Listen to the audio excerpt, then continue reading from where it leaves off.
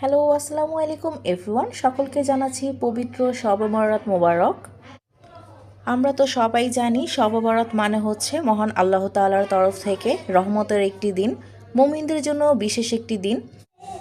আর এই বিশেষ দিনে আমরা মুসলিমরা তো কম বেশি ঘরে ঘরে সবাই হালুয়া রুটি তৈরি করে থাকি।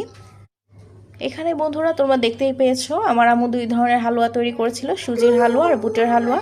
আর এখানে চালের গুঁড়ি ছেনে নেওয়া হয়েছিল রুটি তৈরি করার জন্য। আর এই তো বন্ধুরা, তোমরা এখানে দেখতেই পাচ্ছ বুটের হালুয়া তৈরি করা হয়ে গেছে। বুটের হালুয়া তোমরা কে কে পছন্দ করো অবশ্যই কমেন্ট করে জানিও। আমার কাছে তো খুবই পছন্দের একটা হালুয়া। আর এখানে আম্মু রান্না করেছিল পোলাও, আর রান্না করেছিল চিকেন রেজালা, আর করেছিল গরুর মাংস ঝোল রান্না করেছিল রুটি দিয়ে খাওয়ার জন্য। রুটি দিয়ে গরুর মাংস কিন্তু খেতে খুবই মজা লাগে, আমার কাছে ভীষণ পছন্দ।